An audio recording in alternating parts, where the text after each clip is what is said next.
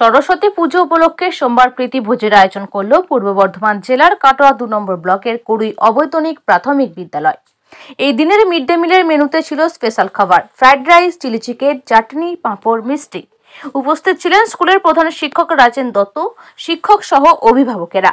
Fried rice, chilli chicken, চাটনি, পাঁপড়, মিষ্টি খাওয়ানো হয় পড়ুয়াদেরকে। স্কুলের এইরকম উদ্যোগকে সাধুবাদ জানিয়েছেন সকলেই। কাদের পক্ষ থেকে কোন স্কুলে কি খাওয়ানো হলো বাচ্চাদের? এটা কুড়ুই অবৈতনিক প্রাথমিক বিদ্যালয়ের পক্ষ থেকে বিদ্যালয়ের ছাত্রছাত্রী, প্রাক্তন শিক্ষক, প্রাক্তন কিছু ছাত্রছাত্রী এবং যারা বিদ্যালয়ের বিভিন্ন কাজে সাহায্য করে সেই সমস্ত অভিভাবকদের খাওয়ানো বিদ্যালয়ের তরফ। এটার মূল উদ্দেশ্য হচ্ছে ওই সরস্বতী পুজো উপলক্ষে বাচ্চাদের একটা ভোজ টাইপের, তিথি ভোজ টাইপের খাওয়া। কি কি মেনুতে ছিল? আজকের মেনুতে ছিল ফ্রাইড রাইস, চিলি চিকেন, চাটনি, পাঁপড় এবং রসগোল্লা। এটা কি প্রতি বছরই হয়?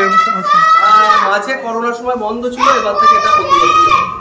আপনার নাম পরিচয়? আমার নাম শান্তনু ব্যানার্জি, আমি সহশিক্ষক কুড়ুই অবৈতনিক প্রাথমিক। খেলেন, খাওয়ালো কাদের পক্ষতে বলুন?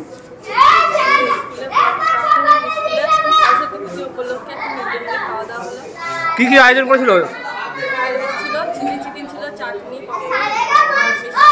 এই আপনাদের ছেলে মেয়েদের খেলো তো? আপনাদের কেমন লাগছে এই অনুষ্ঠান? আমাদের খুবই ভালো। আপনার নাম? আমার নাম বাড়ি?